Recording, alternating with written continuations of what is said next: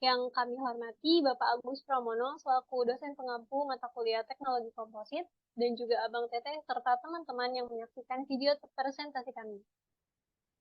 Izinkan saya, Aulia Kumaning Senja, selaku moderator yang akan memandu presentasi dari kelompok 1 terkait kajian teori komposit dari tinjauan berbagai referensi teori komposit yang ada. Next.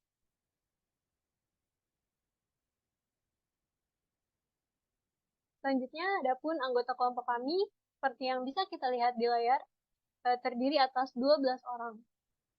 Next.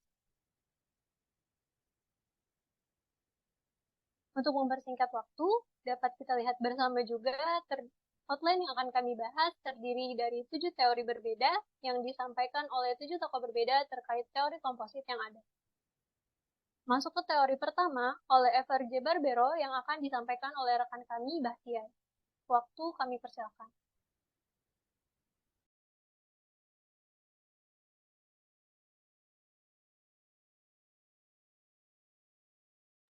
Berikut ini merupakan teori komposit pertama, yaitu teori komposit menurut buku Introduction to Composite Material Design oleh FRJ Barbero. Mengatakan bahwa material komposit didefinisikan sebagai kombinasi dua atau lebih bahan berbeda.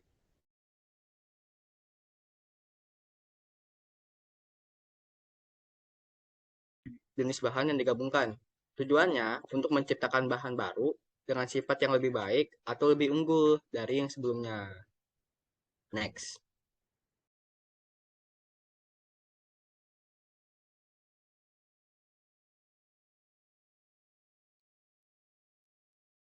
Selanjutnya, teori komposit oleh Risan Kumar Caula, di mana dalam bukunya yang berjudul Composite Material, Science and Engineering, Krisan Kumar Caula menjelaskan bahwa material komposit merupakan suatu material yang terbentuk dari kombinasi dua atau lebih material, yang mana sifat mekanik dari masing-masing materialnya berbeda. Selanjutnya, satu material akan berperan sebagai fasa pengisi dan lainnya sebagai fasa penguat, yang dimana fasa matriks atau fasa pengisinya merupakan bahan polimer, logam, ataupun keramik. Sedangkan fasa penguatnya dapat berupa serat, partikel, atau lembaran. Fasa penguat ini biasanya terdiri dari bahan yang kuat, kaku, seperti serat karbon, serat kaca, ataupun serat aramid. Next.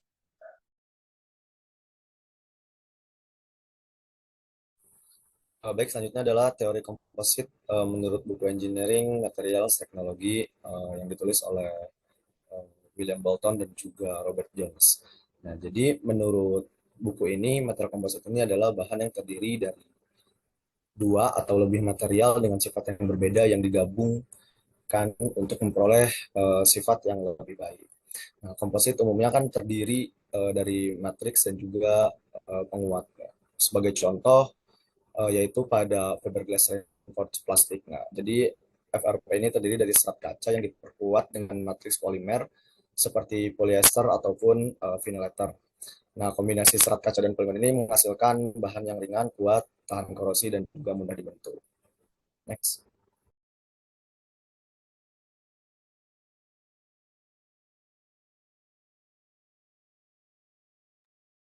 Baik, selanjutnya adalah teori komposit menurut James Jacob dan Thomas F.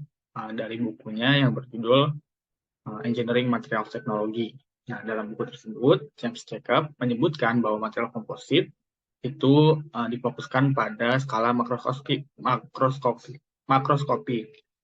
Di beliau mengatakan bahwa material komposit ini merupakan suatu material yang kompleks, di mana terkomposisikan atau terbentuk dari dua material atau lebih yang digabungkan secara bersamaan pada skala makroskopik, atau penggabungan tersebut tuh bisa dilihat secara langsung oleh kasat mata.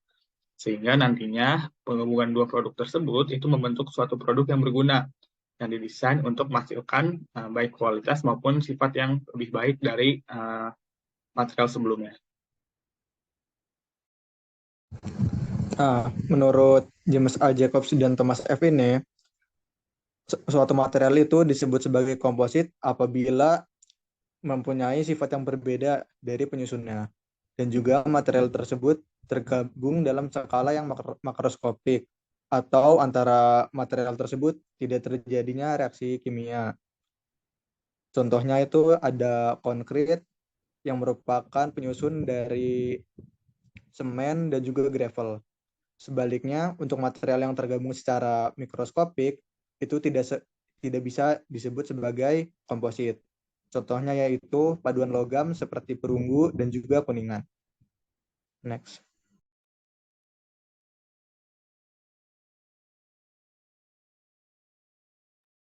Baik, selanjutnya teori komposit menurut buku Mechanics of Composite Materials oleh author Kekal. Jadi, author ini mendefinisikan komposit sebagai bahan struktural yang terdiri dari dua atau lebih konstituen gabungan yang digabungkan pada tingkat makroskopis dan tidak larut satu sama lain. Satu konstituen ini disebut sebagai fase penguat dan yang di dalamnya tertanam disebut sebagai matriks. Bentuk konstituen yang umum digunakan dalam bahan komposit yaitu serat, partikel, lapisan, serpihan, pengisi, dan matriks. Nah, menurut author, dengan adanya perbedaan dari konstituen penyusunnya, maka komposit antar material ini harus berikatan dengan kuat, sehingga perlu adanya penambahan wetting agent. Wetting agent ini merupakan kemampuan resin untuk membasahi serat atau penguat yang terjadi akibat adanya interaksi antar molekul dari kedua material tersebut, sehingga secara bersama-sama terjadi kontak antara fasa cair dan permukaan fasa padat. Nah, dalam pembuatan komposit biasanya digunakan wetting agent berupa magnesium, yang mana fungsinya ini untuk meningkatkan pembasahan antara matriks dan serat dengan membentuk lapisan spinel. Baiklah, menurut buku tersebut, komposit dapat diklasifikasikan menjadi berbagai jenis. Yang pertama adalah komposit partikulat yang terdiri dari partikel yang ada dalam matriks seperti paduan dan keramik. Komposit ini biasanya isotropik karena partikel ditambahkan secara acak. Contoh penggunaan komposit ini adalah penggunaan partikel aluminium dalam karet, partikel silikon karbida dalam aluminium, serta kerikil, pasir, dan semen untuk membuat beton. Selanjutnya adalah komposit serpih yang terdiri dari penguat datar matriks. Bahan serpihan yang umum adalah kaca, mika, aluminium, dan perak. Komposisi serpihan memberikan keuntungan seperti modulus lentur, luar bidang yang tinggi, kekuatan tinggi, dan biaya yang rendah. Selanjutnya adalah komposisi serat yang terdiri dari matriks yang diperkuat oleh serat pendek atau putus-putus, ataupun dapat berupa panjang atau yang kontinu. Contohnya adalah karbon dan aramid. Contoh matriks adalah resin seperti epoksi, logam seperti aluminium, dan keramik seperti kalsium aluminosilikat. Unit dasar dari komposit matriks serat kontinu adalah lamina, serat unidirectional atau anyaman, di mana lamina ini ditumpuk di atas satu sama lain dari berbagai sudut untuk membentuk laminasi multi arah. Selanjutnya adalah nanokomposit, yang mana nanokomposit ini terdiri dari material berskala nanometer. Kisaran yang diterima untuk diklasifikasikan sebagai nanokomposit adalah salah satu konstituennya berada di ukuran kurang dari 100 nanometer. Dengan memiliki material pada skala nanometer, sebagian besar sifat material komposit yang dihasilkan lebih baik daripada material pada skala mikro. Aplikasi nanokomposit meliputi aplikasi pengemesan untuk militer, di mana film nanokomposit menunjukkan peningkatan sifat seperti modulus elastisitas dan laju transmisi untuk uap air, distorsi panas, dan oksigen.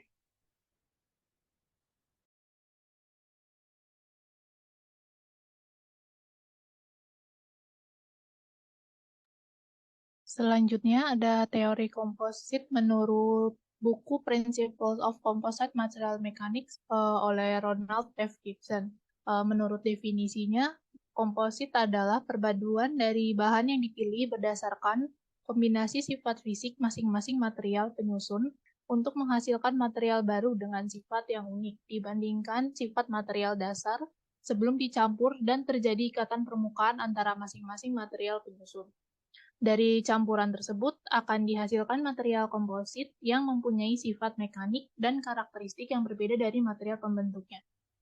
Gibson juga menjelaskan bahwa pada komposit, setiap material yang digunakan disebut sebagai fase dan masing-masing fase harus mempertahankan identitasnya dan terikat bersama dengan material lain dalam matriks.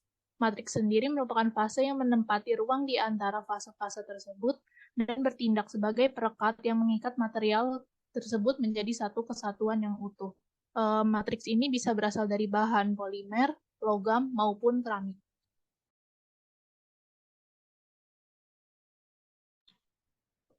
Baik, dari buku ini menurut Ronald F. Gibson, secara umum bahan komposit ini terdiri dari dua macam, yaitu ada bahan komposit partikel dan bahan komposit serat. Berdasarkan penempatannya menurut Ronald F. Gibson pada tahun 1994, terdapat beberapa tipe serat pada komposit, yaitu yang pertama ada continuous fiber composite, yang dimana tipe ini mempunyai susunan serat panjang dan lurus, membentuk lamina di antara matrik. Tipe ini mempunyai kelemahan pemisahan antara lapisan. Yang kedua itu woven fiber composite. Komposit ini tidak mudah dipengaruhi pemisahan antar lapisan karena susunan seratnya mengikat antar lapisan. Susunan serat memanjang yang tidak begitu lurus mengakibatkan kekuatan dan kekuatan melemah. Dan yang ketiga itu continuous fiber composite, yang dimana dibedakan menjadi dua, yaitu ada composite fiber composite dan hybrid composite. Composite fiber composite ini memiliki serat pendek secara acak tersebar dalam matriks. Komposit ini digunakan secara ekstensif dalam aplikasi volume tinggi karena biaya produksi yang rendah. Hybrid composite ini merupakan jenis serat campuran seperti kaca atau grafit. Dan yang terakhir itu ada sandwich struktur komposit, yang dimana terdiri dari kekuatan tinggi, lembaran komposit terikat pada busa ringan atau inti. Sandwich struktur memiliki kelenturan yang sangat tinggi dan rasio kekakuan juga tinggi dan secara luas digunakan dalam struktur aerospace.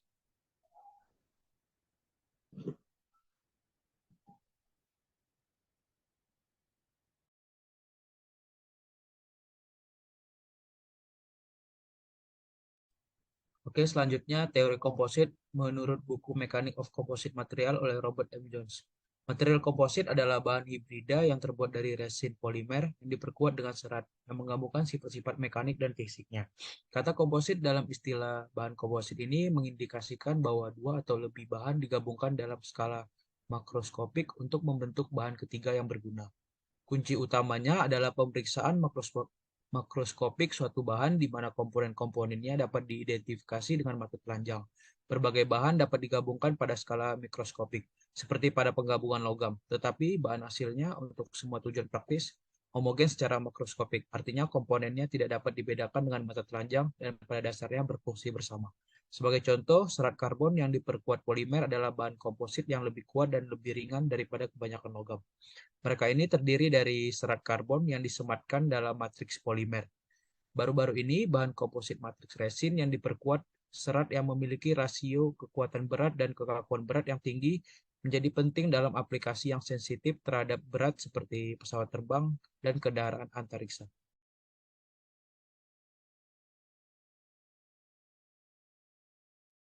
Oke, kemudian dari teori komposit menurut Robert ini juga komposit diklasifikasikan dan dikarakteristikkan menjadi 4 bagian. Yang pertama itu bahan komposit ini berserat yang terdiri dari serat dalam matriks. Kemudian yang kedua, material komposit ini terdiri dari laminasi yang terdiri dari lapisan-lapisan yang bermacam-macam dari bahannya. Kemudian yang ketiga itu material komposit partikulat yang tersusun dari partikel dalam matriks, dan yang terakhir itu komposit dari beberapa material. Next.